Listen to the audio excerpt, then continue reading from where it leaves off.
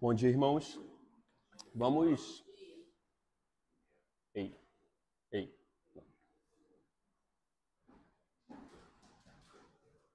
Ei. Tá ligado aqui, tá? Ei. Ei. Não? Ei, ei, ei. Som. Aí, agora foi. Danilo acordou agora. Né?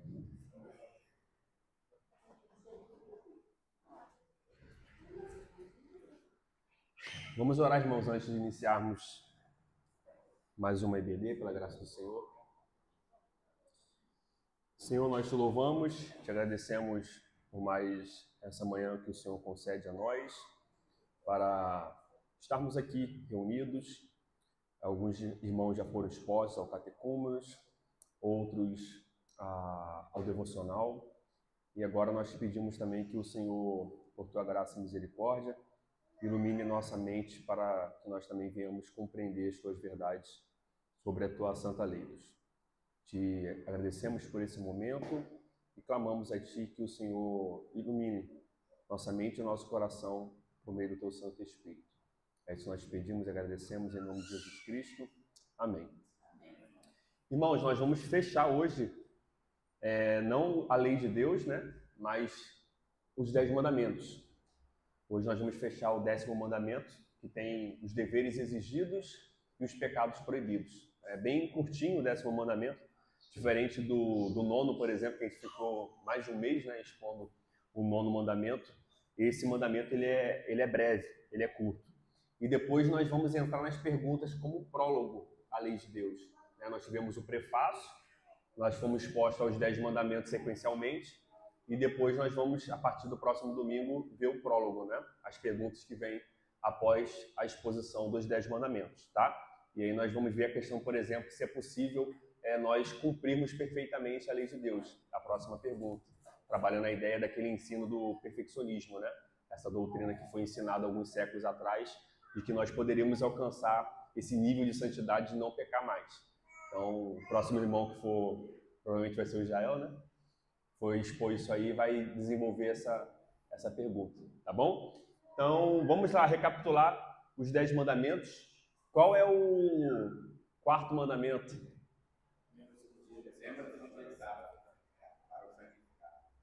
6º mandamento? Não matarás. 7º? 10º? 1º?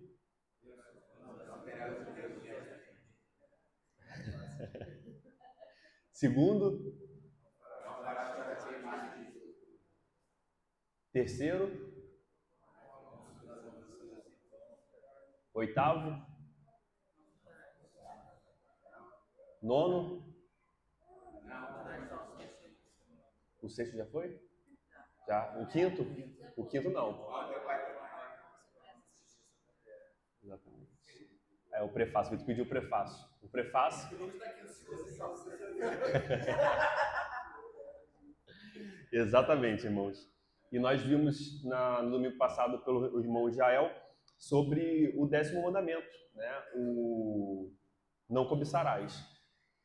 E os irmãos, se fosse, o Jael colocou numa das perguntas no final, né? Se fossem resumir o 10º mandamento nos deveres exigidos, qual a palavra que nós poderíamos utilizar?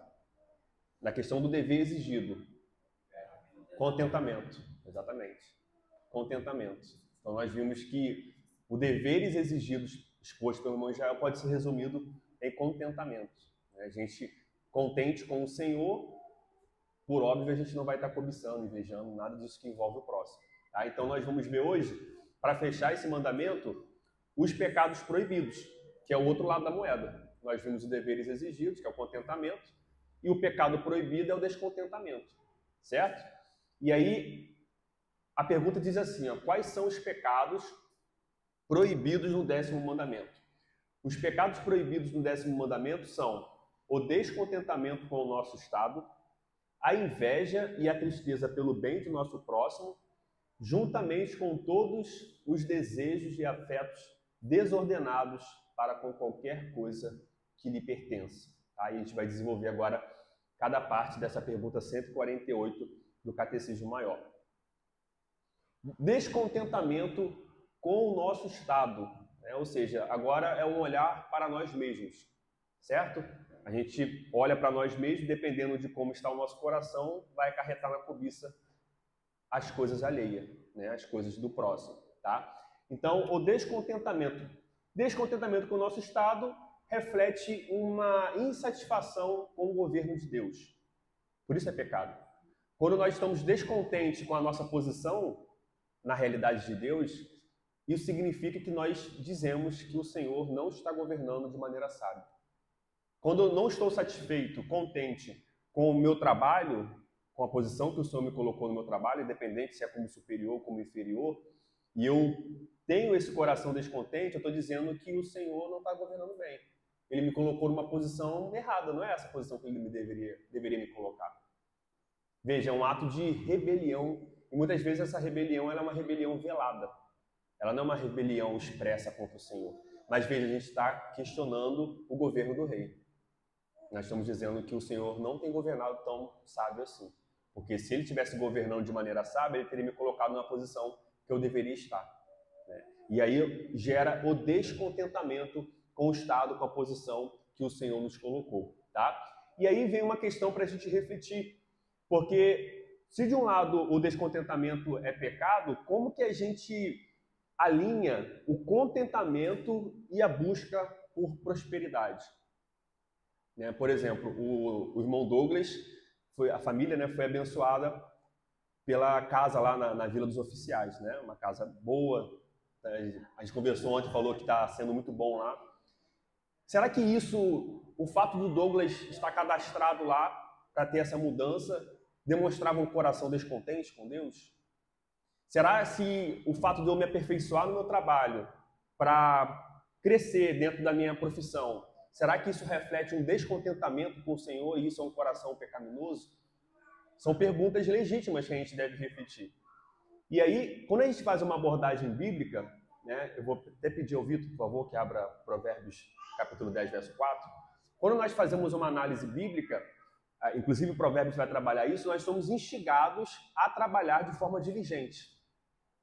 E a Bíblia condena aquele que trabalha com mão remissa, ou seja, aquele que trabalha entregando o mínimo possível só para ter o seu salário, vamos dizer assim. A mão dele é remissa, é uma mão preguiçosa, ele entrega o mínimo que tem que entregar.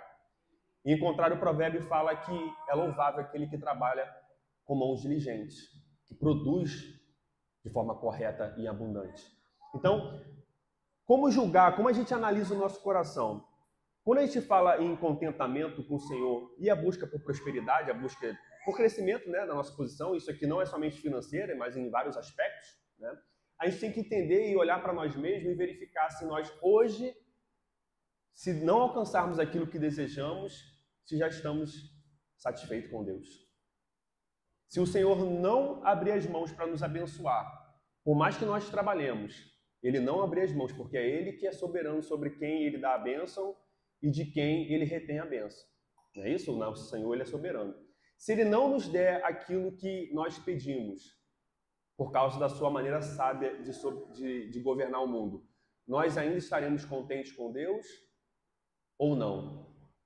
Ou será que nós vivemos ansiando alcançar aquela posição para aí sim ter satisfação no Senhor? É diferente. Se eu olho uma meta, né, que eu quero chegar, seja na minha carreira profissional, em qualquer posição que eu esteja, e eu só vou ter felicidade e satisfação em Deus se eu alcançar aquilo ali, eu estou com o coração descontente no Senhor. Agora, se eu estou contente hoje e entendo que se o Senhor não me abençoar e não me der meios para eu alcançar aquilo que eu quero, eu ainda assim estarei feliz e satisfeito no Senhor, nós estamos com o coração contente. E aí, justamente, essa busca por prosperidade é uma busca confiando no Senhor, sabendo que Ele pode dar ou não dar. É diferente a perspectiva, né? Então, é legítimo a gente querer prosperar na posição que o Senhor nos dá, mas confiando que Ele pode não fazer com que nós prosperemos financeiramente. Mas ainda assim, bênçãos espirituais, né, o fortalecimento, a edificação que vem do Senhor estará presente. O problema é que às vezes a gente mede muito a prosperidade com prosperidade material. Se eu tivesse X de renda, aí eu sou próspero. Se eu não tiver, eu não sou próspero. Tá? Então a prosperidade que eu estou falando aqui não é uma prosperidade resumidamente material, mas além disso. Tá? A prosperidade bíblica é uma prosperidade que envolve vários âmbitos da nossa vida, né? Financeira, econômica, financeira, espiritual, emocional, familiar, vários âmbitos, tá? Vitor, pode ler, por favor. Trabalha com morrerice e empobrece, mas a mão do diligente vem a enriquecer-se.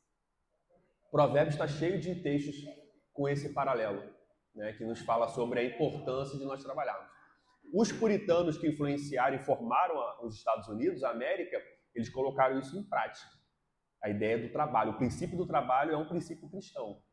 Né? Tanto que vão dizer que Calvino é um dos pais do capitalismo. Né? A ideia do trabalho, essa perspectiva protestante do trabalho, é muito presente. É claro que o homem caído pecador, ele pega uma virtude, ele pega um princípio bíblico, ele coloca aquilo depois como ídolo, que é o que vem acontecendo com a América. Deixaram o Senhor Jesus Cristo de lado e colocaram o trabalho como objetivo final de vida. E aí a gente tem uma prosperidade material, mas uma pobreza espiritual e emocional e tudo mais, né? Que envolve esse afastamento do Senhor. Eu vou pedir a Gisele, nós vamos ver agora textos que vai falar sobre o descontentamento. 1 Reis 21, verso 4. Marzo, Esté, capítulo 5, verso 13. Jael, 1 Coríntios 10, 10. Pode ler na ordem, por favor. Então Acabe foi para casa indignado e aborrecido por causa da resposta de Nabote. O rei foi deitar-se, virou o rosto e não quis comer. Esse contexto, irmãos, de Acabe e Nabote, é um contexto onde o rei Acabe, ele cobiçou a vinha de Nabote. A vinha de Nabote era do lado do seu palácio. Ele olhou e ele quis. E ele ofereceu a Nabote um valor para comprar a sua vinha ou dar uma melhor para ele, desde que ele pudesse ficar com a sua vinha. E Nabote falou que não. Como poderia eu dar a você a herança da minha família?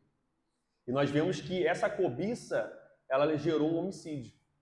Porque ele vai falar isso para Jezabel, choramingando, e Jezabel vai armar uma situação para que Nabote fosse morto. Né? E Nabote é apedrejado. E o Senhor manda o profeta falando que iria cobrar dele por causa disso. Tá? Então nós vemos que a cobiça, ela é um sentimento, surge como um sentimento de insatisfação e de desejo de ter aquilo que não é nosso, do próximo, e esse pecado ele vai desencadear em outros pecados. Né? Por exemplo, Davi. Davi cobiçou a mulher do próximo, Betseba.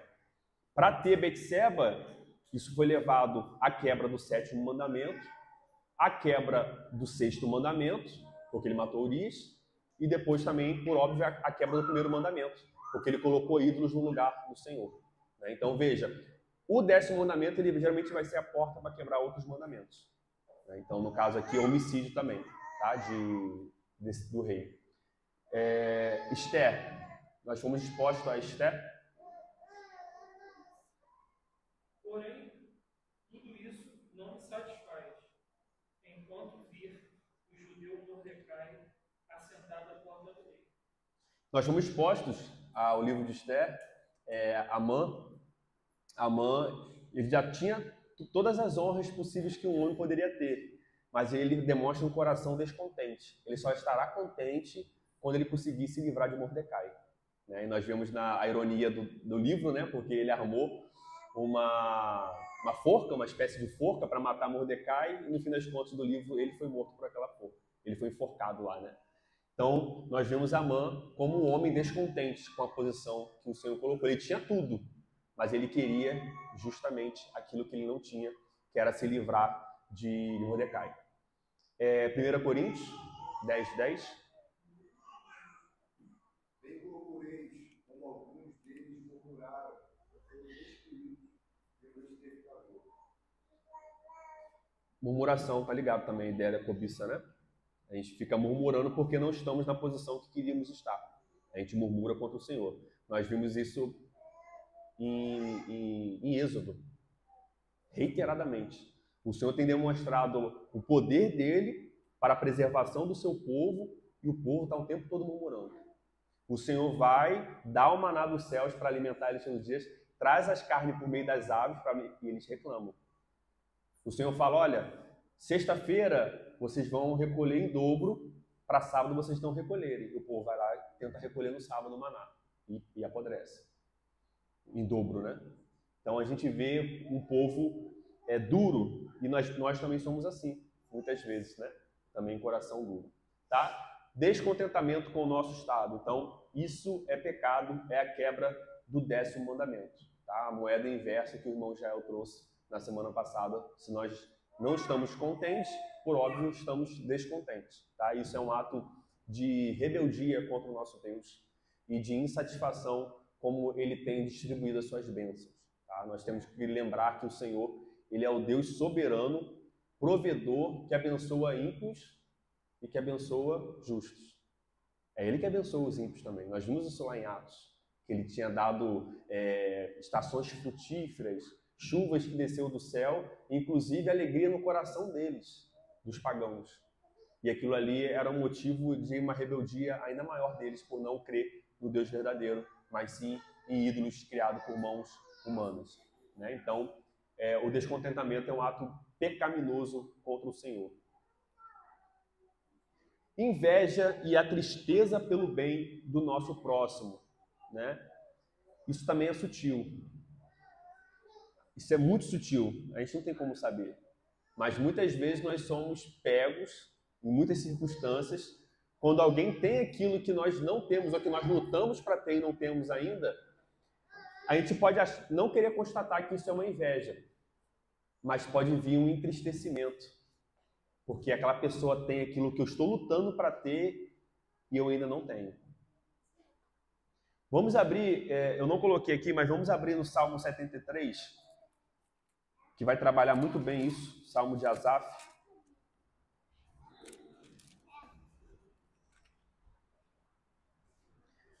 Aqui nós vemos um homem, Asaf, onde nós muitas vezes nos encontramos de forma semelhante, que está insatisfeito com sua posição diante de Deus. Porque ele tem uma interpretação de que ele, como um filho de Deus, como parte do povo do pacto, ele deveria estar numa prosperidade muito superior aos ímpios. E ele tem visto o contrário, ele tem visto o ímpio prosperar, ele tem assistido aquele que amaldiçoa prosperar, enquanto ele que se preserva justo não alcança a prosperidade. E aí nós vamos ver que no final ele conclui que aquilo que ele tinha como prosperidade não era prosperidade. Ele resumiu a prosperidade material. O Salmo vai dizer assim, Salmo 73, com efeito, Deus é bom para com Israel, para com os de coração limpo. Quanto a mim, porém, quase me resvalaram os pés. Pouco faltou para que se desviassem os meus passos. Pois eu invejava os arrogantes, ao ver a prosperidade dos perversos. Para eles não há preocupação, o seu corpo é sadio e inédito. Não partilham das canseiras dos mortais, nem são afligidos como os outros homens, ou seja, eles são saúde forte. Daí a soberba que os cinge como um colar, e a violência que os envolve como um manto. Os olhos saltam-lhes da gordura, do coração brotam-lhes fantasias.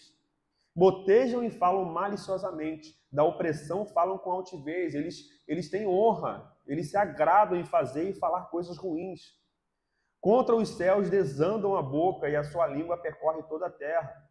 Por isso o seu povo se volta para eles e os tem por forte de que bebe a largos sorvos. Ou seja, eles ainda são utilizados como guias pelo povo. E diz, como sabe Deus? Acaso há conhecimento no Altíssimo? Eles são tão altivos que eles buscam ainda blasfemar contra o Senhor. Eis que são estes os ímpios e sempre tranquilos, aumentam as suas riquezas. Com efeito, inutilmente conservei puro o coração e lavei as mãos na inocência, pois de contínuo sou afligido. Ao contrário, é o que ele tem recebido.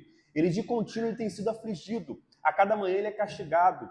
Se eu pensara em falar tais palavras, já aí teria traído a geração dos teus filhos. Em só refletir para compreender isso, achei muito pesada a tarefa para mim. Ele está num exercício mental, refletindo sobre a prosperidade dos ímpios. e sobre como o Senhor tem tratado ele. Ele diz que só o fato de ele refletir sobre isso já foi uma tarefa pesada para o coração dele. E aí tem a virada de chave. Verso 17. Qual o momento que essa virada ocorre? Até que eu entrei no santuário de Deus e atinei com o fim deles, o fim dos ímpios. Tu certamente os põe em lugares escorregadios e os fazes cair na destruição. Como ficam de súbito assolados, totalmente aniquilados de terror. Como o sonho quando se acorda, assim, ó Senhor, despertares, desprezarás a imagem deles.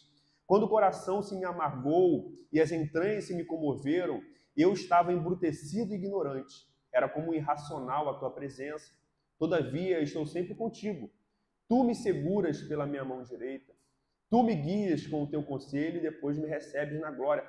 Quem mais tenho eu no céu? Não há outro em quem eu me compraza na terra. Ainda que a minha carne e o meu coração desfaleçam, Deus é a fortaleza do meu coração e a minha herança para sempre. Os que se afastam de ti, eis que perecem. Tu destróis todos os que são infiéis para contigo. Quanto a mim, bom é estar junto a Deus. No Senhor Deus ponho o meu refúgio para proclamar todos os seus feitos. Nós vemos e aprendemos sobre uma situação de descontentamento com o Senhor e como o Espírito leva ao santuário e mostra as coisas como de fato são. Nós temos o salmista agora descontente, louvando e agradecendo ao Senhor, porque ele esqueceu que ele tinha algo mais importante, que era Deus. O refúgio e a fortaleza durante as tribulações e angústias. Ele se esqueceu, ele tinha se apego a outras coisas passageiras. E às vezes nós nos encontramos assim, descontentes, entristecidos, porque o outro tem aquilo que eu quero ter e o Senhor não me deu ainda. Ou nunca me dará. E aí o Senhor trabalha de maneira muito sábia. Por que Ele não me dá? Às vezes Ele revela, às vezes não. Como Ele não revelou a Jó, o irmão Douglas trouxe aqui. No final, nós temos a narrativa completa. Nós temos os motivos de Deus. Jó não teve. Depois o Senhor deu em dobro para ele. E acaba a narrativa. Então nós devemos entender que o Senhor, como o irmão Douglas também citou aqui, Romanos capítulo 8, né? Todas as coisas cooperam para o bem daqueles que amam a Deus. Tudo que nós temos e tudo que nós não temos tem cooperado para o nosso bem, na medida que amamos o Senhor. Ou seja, na medida que os homens estão com Deus. Essa palavra é para os crentes. Todas as coisas cooperam para o bem daqueles que amam a Deus, não é para todos os homens.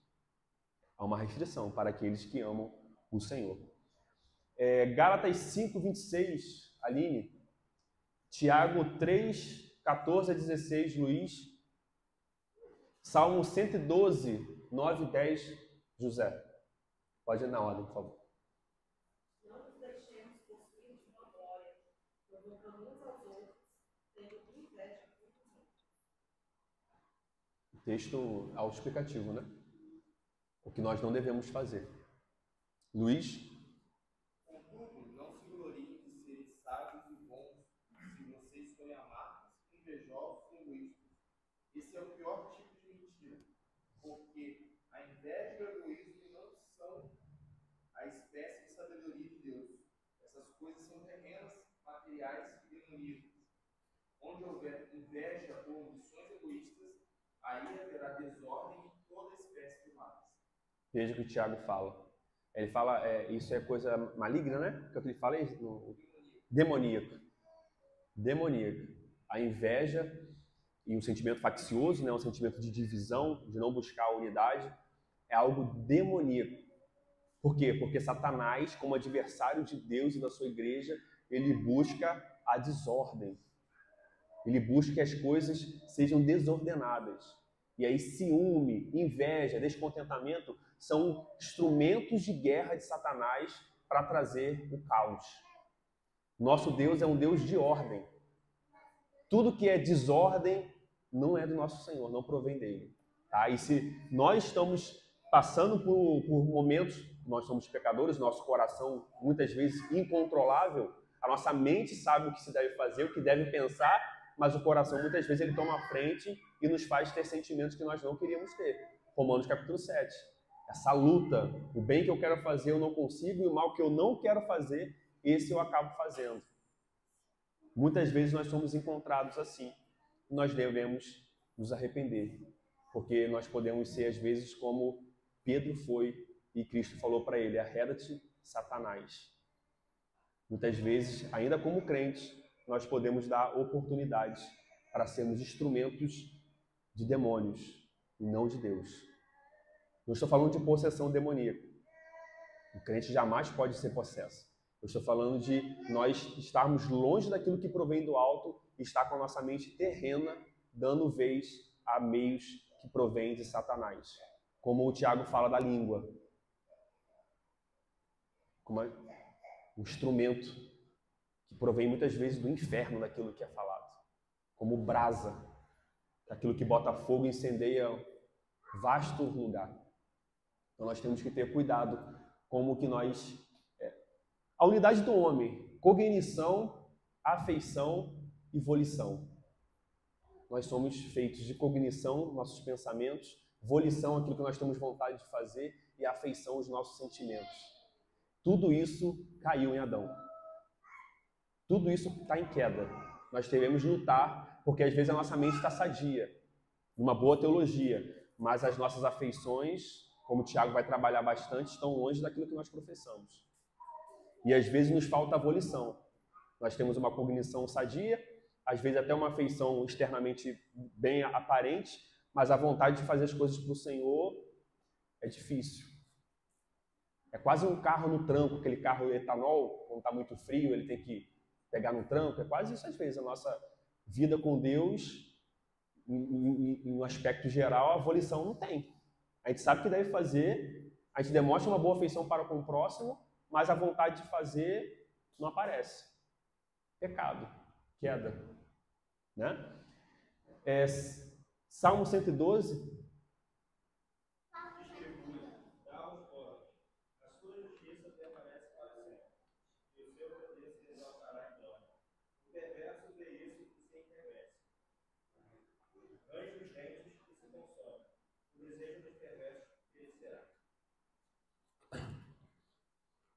Alguma colaboração até aqui, irmãos? Não? Qualquer coisa, só levantar as mãos. Essa semana eu estava conversando sobre isso com o Gabriel. O livro de Êxodo, ele retrata muito isso, né? Êxodo. O livro de Êxodo, ele retrata muito isso. Em que sentido? Deus fez o povo caminhar pelo deserto para que o povo se conhecesse, porque Deus conhece o nosso coração.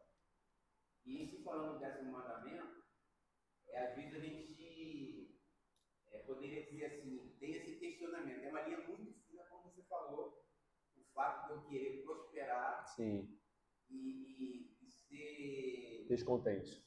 Ser um cara muito profissional e ao mesmo tempo eu me descontentar.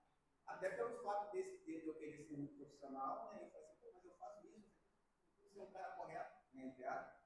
E tipo, ninguém me dá valor, né? Então, é uma preocupação muito grande, né? Nós temos que ver por quê? Aí pode ter questionamento. Mas eu faço isso e ninguém me dá valor, mas porque Deus conhece o nosso coração. Talvez se ele te colocar numa posição de destaque, você vai mudar o seu comportamento. Sim. Poderia falar sim, isso, sim, né? claro. Nesse sentido. Deus conhece o nosso coração melhor do que nós mesmos. Porque o povo, Deus fez, como você falou aí, né? Sempre está reclamando. Né? E segundo os estudiosos, Deus colocou o povo poderia pelo caminho mais rápido para Canaã, né? Mas justamente por aquela peregrinação. Praticamente deram volta, né?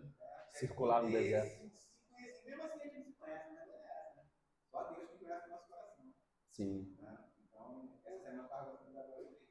Sim, muito bom.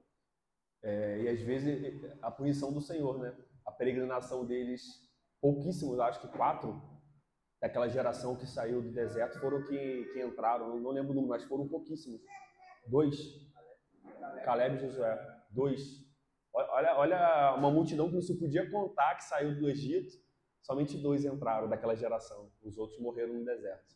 Né? E o próprio Moisés, rapidinho só, Ramiro. Interessante,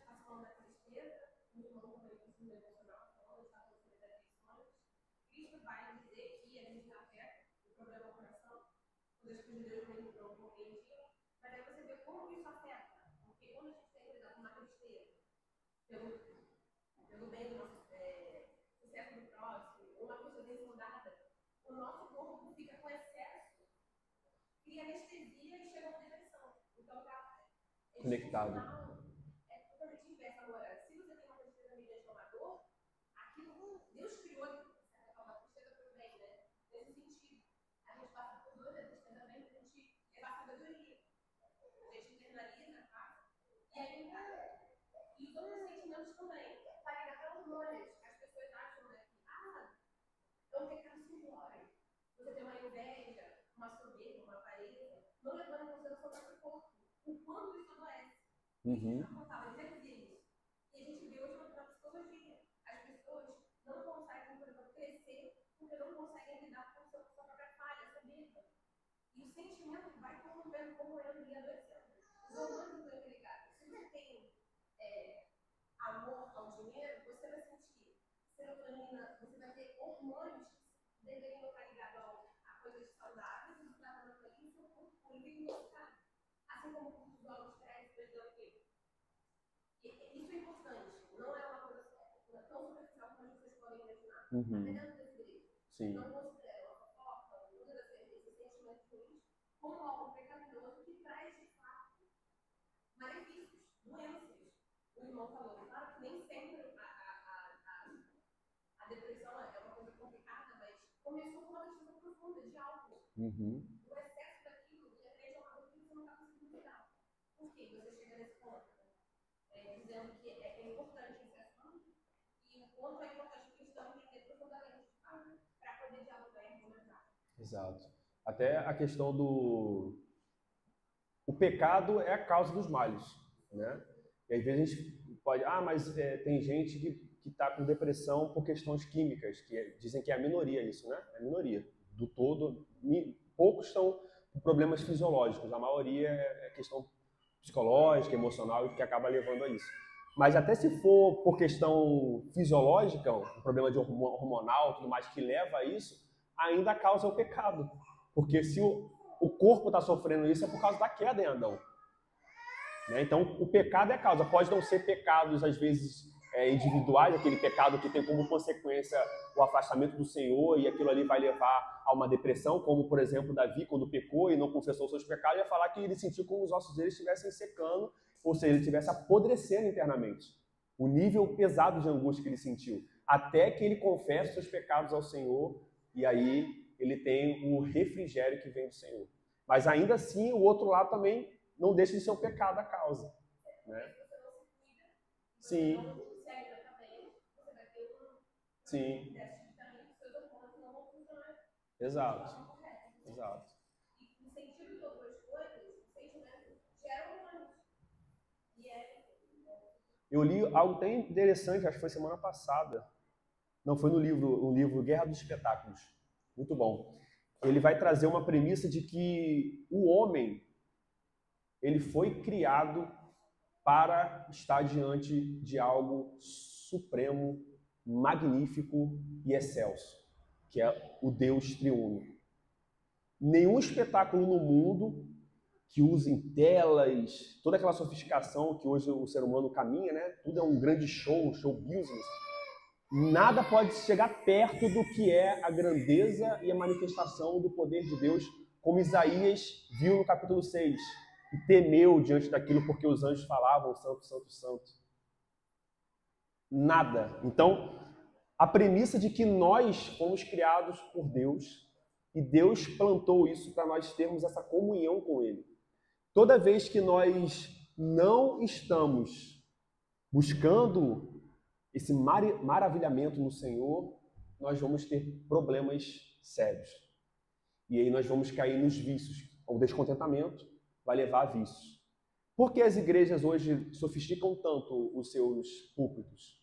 Por que muito LED? Por que muitos estímulos? Porque nós vivemos a guerra dos espetáculos. A igreja não veio com o evangelho para lutar essa guerra. As igrejas têm vindo com espetáculos humanos.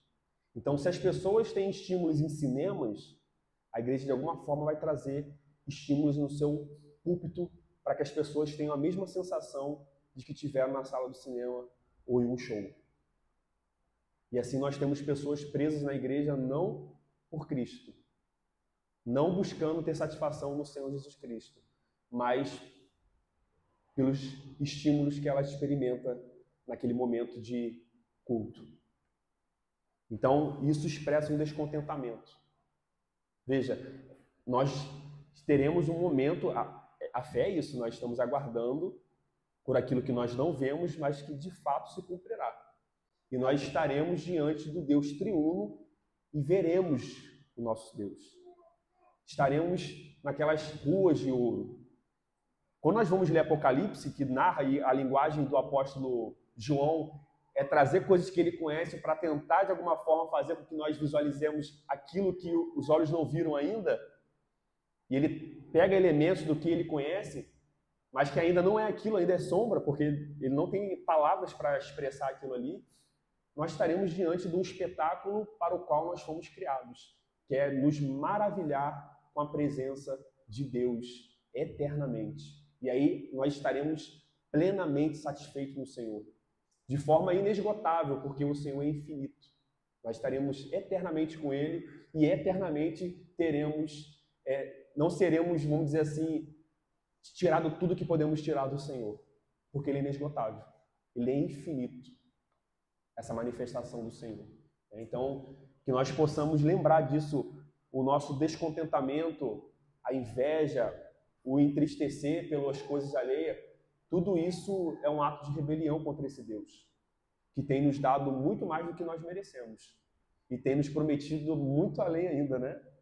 Tem nos dado já agora muito mais do que nós merecemos e tem nos dado a fé por meio do Espírito Santo, em nome do Senhor Jesus Cristo, para peregrinarmos até onde estaremos plenamente com Ele, satisfeitos. Então, que nós possamos lembrar que esse coração descontente, esse coração em queda, nós devemos pedir ao Senhor e aos meios de graça, a palavra, a oração, a comunhão dos santos, para que essa insatisfação, esse descontentamento que veio com a queda, seja direcionado para estar contente no Senhor. Esse contentamento no Senhor. Certo? Faltou o Salmo 112, foi, né? Leu o Salmo 112, não foi? E aqui, irmãos, de maneira mais ampla, todos os desejos e afetos desordenados para com qualquer coisa que lhe pertença. Tá? Então, aqui ele amplia, né? Não somente... Ah, faltou a leitura? Não, isso aí fazer um comentário. Pergunta, desculpa, pode falar. Nesse último mês que estive numa prova de PO, né, do trabalho, né, e ela foi para uma oportunidade que era o sonho dela. Ela estudou, foi atrás, era o desejo dela, e via muitas pessoas falando com ela assim: mas lá não vai ser mais difícil, não é melhor você continuar onde você está, tipo, um sentimento de não sai daí não, fica do jeito que você está, porque as pessoas estão buscando a mesma oportunidade e não conseguiram. Aí só dando esse exemplo, né? Foi visível, né? Visível, Poxa, percebeu, né? Tem certeza que você vai? É complicado. E com ar de preocupação com a pessoa, né? De repente não vai ser tão bom para você isso aí. É mais difícil. Mas, não sei se é cristã a pessoa, né? Mas muitas vezes nós, como cristãos, também, né, nos controlamos mais. Às vezes, vamos dizer assim, a gente não deixa isso aparecer. Mas está lá, e é pecado de qualquer forma. Quebrou igual ela que demonstrou, entende? Mas a gente tem aquele filtro social de que, pô, eu sei que isso é pecado. Ela está entregue, né? Se ela não for cristã, a consciência dela está cauterizada, ela não sente, está anestesiada pelo pecado. Nós sabemos que é pecado, isso é pior. Nós pecamos, nos entristecemos e controlamos para que esse pecado não apareça, né? E nos entristecemos, né? Muitas vezes o nosso silêncio demonstra a nossa inveja. Quando a pessoa vem compartilhar algo conosco, nós não trazemos palavras de ânimo. Já viu quando você vai compartilhar algo com uma pessoa, você espera ter uma palavra, poxa, que legal, e a pessoa fica em silêncio? Você fica assim, caraca, pô, uma conquista tão maravilhosa, eu compartilhei isso com ela, minha luta para conseguir aquilo, aí eu falei e ela ficou, tipo assim, legal, né? Totalmente indiferente a ver aquele balde de água fria, né? Que a gente tinha uma expectativa para compartilhar aquilo com a pessoa, mas isso reflete o quê? um coração que se entristece com a conquista do próximo. Né? Para ela, não sou eu que estou recebendo, é ele, então... Mas também você tem que ser considerado. O demérito, né? É assim mesmo. A gente está vivendo talvez a época que mais se viva essa questão da cobiça seja nossa, um marxismo sendo alastrado, né? No sentido de que, eu lembrei aqui, quando você vê a prosperidade de alguém, você sempre tem lá, mas está bem com isso. Sim, é. Você também O vê uma demérito. família boa. Você vê, mas o fato da pessoa ter vindo uma família boa é demérito agora? É bom a pessoa ter vindo uma família ruim? É igual aconteceu no caso anos atrás, daquela menina, né? Que da questão, trazendo só a parte, né? Da Betina, que ela explodiu e tudo mais, o pessoal começou a acusar ela porque ela era privilegiada e tudo mais. Aí saiu até alguém em defesa e falou assim, não, o fato dela ter nascido num lar em que os pais não são divorciados, em que o pai não era alguém pródigo, proporcionou a ela uma saúde financeira para depois fazer outras coisas. Isso não é demérito. Hoje em dia parece que você nascer numa boa família é algo ruim.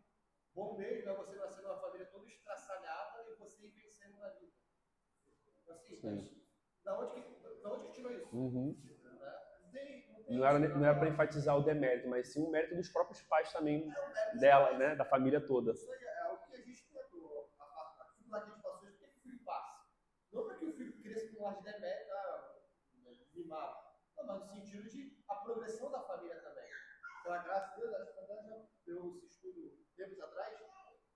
Olha a vida que era dos nossos avós e olha a nossa vida hoje. Acho que a maioria de nós, quando olha para os nossos avós, vê que nossos avós não tinham uma vida financeira como nossa hoje. Dos nossos bisavós. A ponto de, talvez não tão longe assim, nossas famílias atrás, tempos atrás, não tinham o quê? Banheiro dentro da sua casa. Tinha que sair para fazer as suas necessidades. E isso era coisa de rico. Não tinha uma cama tão confortável. Hoje a gente vai vendo que a nossa sociedade é a sociedade da inveja. Tanto dentro da igreja, quanto fora também. E a gente muitas vezes traz isso para fora. A gente muitas vezes tem essa visão dicotômica, né?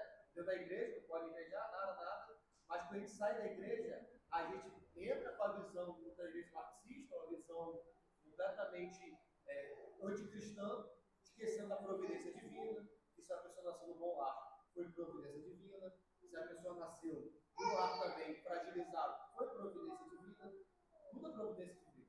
Né? Então, muitas vezes, a gente tem que tomar muito cuidado, até mesmo avaliar. Por exemplo, o fato de avaliar alguém que é famoso, não significa que não há engajamento no meu coração.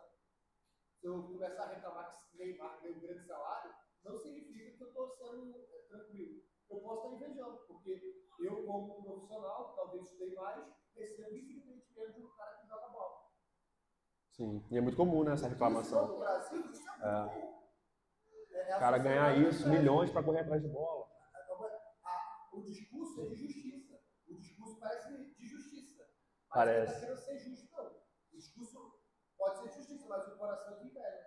Sim. Por quê? Porque na nossa sociedade, é o que você falou no começo, o ganhar muito está ligado à felicidade. Uhum. Então, o Prosperidade. É mais feliz do que a gente, porque ele ganha mais. Aí tem até isso que eu usando até a questão dos ricos mesmo. Tem até um Jim Carrey, né, que fala assim, eu queria que todas as pessoas realizassem todos os seus sonhos para ver que essa não é a resposta. Uhum. Você pode realizar todos os seus sonhos, tudo que você conquista, você pode ter, e você vai ver que você ainda vai ter um vazio que precisa ser preenchido. A gente viu isso em Eclesiastes. Exato. Isso aí. É muito bom. A questão que você falou, né, hoje a gente vive uma era de bastante fartura, que os nossos avós, bisavós não tiveram.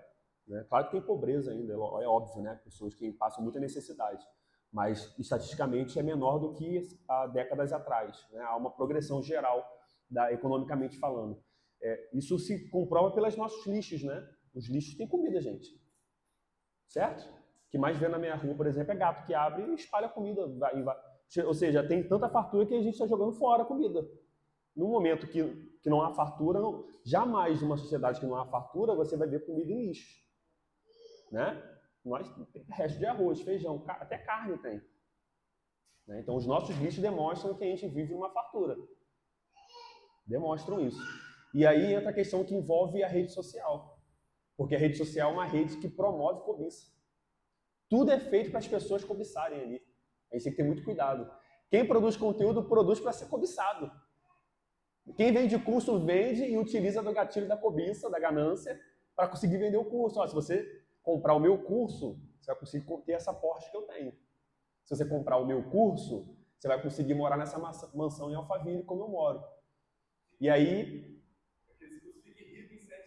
Exato, né? Então a gente tem que ter, né, cuidado com o nosso coração, porque às vezes a gente tem demonstrado mais satisfação, mas a gente está acessando coisas que têm nos guiado para isso. A gente não olha mais para as bênçãos que o Senhor tem nos dado, mas sim para aquilo que eu não tenho. Ele tem, eu não tenho ainda. Essa questão que você falou na rede social, envolve até mesmo o meio cristão, infelizmente, né? Até mesmo o meio cristão é formado, tipo, você às vezes comprar cursos teológicos, né? Não que isso vá ser, não que isso seja ruim, mas assim, dependendo do que está no coração, né? Sim. O próprio pastor, se é reformado ele ou não. Exato, entendeu? Isso aí. Você está vendendo, Uhum. de certa forma, às vezes, ali o evangelho. Né? Exato. E não está correto, né? Até que ponto isso vai ser bênção para a pessoa que está ali atrás e está sendo também correto diante de Deus o que ele está fazendo. Você vendeu o evangelho, né? É muito complicado. A linha é muito tênue, exatamente. Depende do conteúdo, né? Às vezes o conteúdo mais, por exemplo, abordagem histórica, aí é conhecimento mais história, mas às vezes é a Bíblia, né, mesmo, a forma de ler a Bíblia. Eu vou ensinar você a ler a Bíblia da maneira correta. Tipo, clique aqui para conhecer mais a Deus, né? Aí ele promete um método que vai guiar, como se fosse o Espírito Santo, né? Ele tem um método que é o próprio Espírito, então, que é o Espírito que nos guia na leitura da palavra, é o discernimento. Sem o Espírito não existe método que vai nos levar ao conhecimento espiritual, não existe. Pode ser o Nicodemos, pode ser o Frank Ferreira, pode ser o Leandro Lima, o pastor que for. A gente lembra de Atos dos Apóstolos, né? Simão Mágico, ele invejou porque os apóstolos levantavam as mãos e o Espírito Santo batizava as pessoas. E ele cobiçou aquilo, ele queria esse poder. Não pode, o Espírito Santo é Deus. Ele cai sobre ele habita naqueles que ele converte o coração e ele quer habitar. Ele nos instrui no conhecimento que ele quer nos instruir. Não pode ter o método que for se não tiver o Espírito Santo nos guiando na verdade. A gente pode ter o nível de um mestrado que muitas vezes sem o Espírito não vai levar ao conhecimento do que um idoto que aprendeu a ler pouco já tem na sabedoria. Isso se manifesta na forma como ele vive. E você vê pessoas simples, nós conhecemos pessoas simples, a nossa família, nossos avós, simples, devotos a Deus, devotos na leitura bíblica, que têm um comportamento com muito mais sabedoria do que aquele que nós conhecemos que se dizem cristãos, que são mestrandos, que são graduados. Por quê? Porque não é de academia que a gente aprende a viver uma vida que agrada ao Senhor.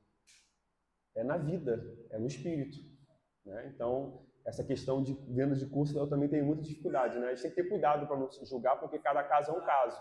E é o Senhor que vai julgar o coração, se aquilo ali realmente a pessoa está para ter dinheiro ou se ele investe e aplica aquilo num projeto que ajuda o reino. A gente não sabe, né? Então, a gente é bom não julgar para não cair em quebra do 9º mandamento. É orar, exato, discernimento. Mas a gente também tem dificuldade, né? Hoje foi o pastor Ageu Magalhães. O pastor Ageu Magalhães, ele postou no Facebook dele assim, tenho saudade da época onde os crentes buscavam doar e não vender. Porque umas décadas atrás, a gente via muito que as pessoas fazendo livros, né, ofertando. A gente sabe que algumas coisas têm um custo da editora e tudo mais, mas existia ali o fato de doar, de alguma maneira doar aquilo que recebeu de graça. Hoje não, hoje a gente vê muito vender. Você ouve mais clique aqui e adquira do que receba gratuitamente. E quando tem gratuitamente, é um gatilho para te levar a uma coisa que ele vai te vender lá na frente. Né? Você pega o gratuito e aí você experimenta um pouquinho, quer mais, e aí ele vai te vender lá na frente. Então a gente tem que ter cuidado, né? E eu vi hoje não, acho que foi semana passada, apareceu para mim no Facebook a imagem de Cristo, né? Criado por IA. A imagem de Cristo. E ali o curso ali é como ganhar dinheiro em 5 minutos com narrativas bíblicas. criado por IA em 5 minutos. Aí estava o preço e a estimativa de, acho que 3 mil por mês você conseguiria ganhar produzindo por IA e vendendo o que a IA cria. Quem vai comprar isso? Quem vai consumir isso? Os crentes. Na grande maioria que vai sustentar essa blasfêmia contra o Senhor, essa mercantilização da fé, são os crentes que vão comprar isso. Então a pessoa, veja, ensinando a criar coisas por meio da IA e lucrar. Tenha 3 mil por mês com isso.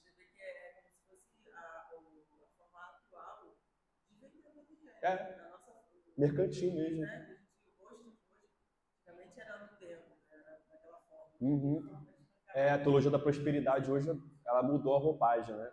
No pentecostalismo ainda é muito nítido, mas ela adentrou no meio reformado com uma roupagem mais intelectual e mais limpinha. Mas ainda assim, por trás é a ganância por dinheiro, numa roupagem mais limpa. Todos os desejos, esse aí dá um estudo, né? Todos os desejos e afetos desordenados para com qualquer coisa que lhe pertença. Aí aqui é amplo, nós vimos no anterior a inveja e a tristeza, aqui o catecismo amplia. Não somente inveja e tristeza, mas todos os desejos e afetos que podem surgir do nosso coração como expressão da nossa insatisfação com o que nós temos e com as coisas que pertencem ao próximo. Tá? Então, e aí envolve várias coisas, né? Veja que ele fala desejos e afetos, porque surge primeiro no nosso coração. Depois isso se expressa de maneira mais evidente. Alex, Romanos 7, verso 7 e 8. Rosângela, Romanos 13, verso 9. Ramila, Colossenses 3, 5. Karen, pode ler, Karen? Pode. Deuteronômio 5, 21. Pode ler na ordem, por favor. Que diremos, pois? É a lei do pecado? De modo nenhum. Mas quem não teria conhecido o pecado, senão por intermédio da lei? Pois não teria eu conhecido a cobiça, se a lei não dissera, não cobiçarás.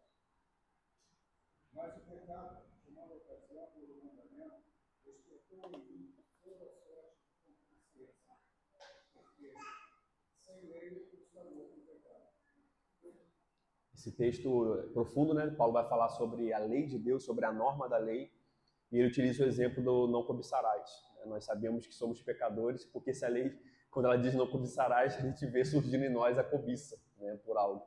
E isso aplica a todos os mandamentos, né? Os mandamentos, eles vêm porque nós somos transgressores. Se ele fala não faça ou faça, é porque nossa inclinação natural é fazer o que não pode e não fazer o que deveria fazer, né? A gente tem essa luta. Romanos 13, 9, verso 9. Pois isto, não adulterarás, não matarás, não furtarás, não cobiçarás, e se há qualquer outro mandamento, tudo nesta palavra se resume: amarás o teu próximo como a ti mesmo. Colossenses.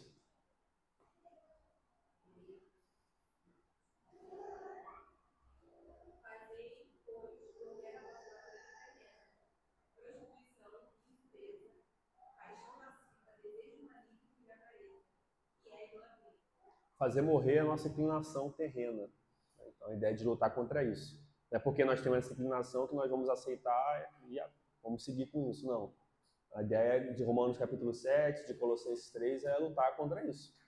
E pedir ao Espírito que mostre, né? Porque às vezes nós temos pecado, como o salmista diz, ele pede perdão pelos pecados que lhe são ocultos. Às vezes a inveja surgiu e a gente nem diagnosticou ainda. Deuteronômio 5, 21, que é a repetição, né, do mandamento.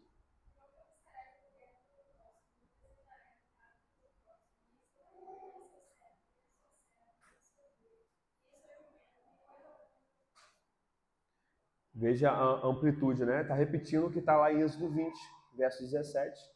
Não cobiçar a casa do próximo, não cobiçar a mulher, não cobiçar o servo, não cobiçar a serva, não cobiçar o boi, o jumento.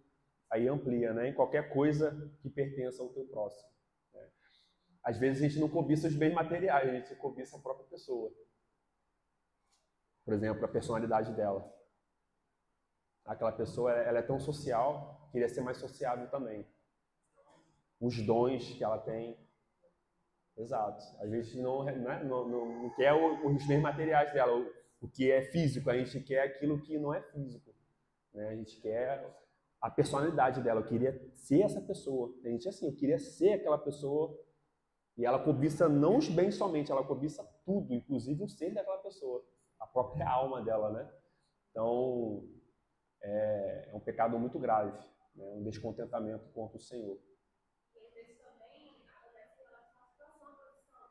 Uhum. No caso clínico, uma cliente descobriu um processo que tinha, na verdade, o conflito do relacionamento, inveja, uma língua dele sair de casa. Então ele chegava e ficava irritado. Ele começou a ter vários problemas, depois foi crescendo. E aí eu descobri que eu estava muito desconfortável, eu ficava triste porque ele saía da casa dela. Então eu invejava aquilo. Coração, né? Coração é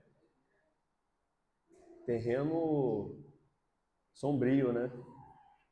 Não vai imaginar cobiçar né? Diagnosticar isso, que eu cobiço a saída do meu marido, né? Você vê como é o coração, a pessoa pode cobiçar coisas que nem imagina, né? A pessoa cobiçar a saída do marido, você nem imagina. Para trabalhar, exato, ele não está indo nem curtindo, ele está indo trabalhar. Não cai nessa tentação, não. Pode ir, Jael, vai em paz. Deixa eu ver o segredo para não cair nessa situação até aqui, a série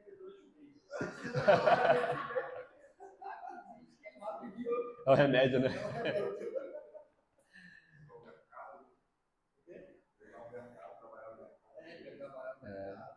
Eu quase falei o nome aqui da empresa.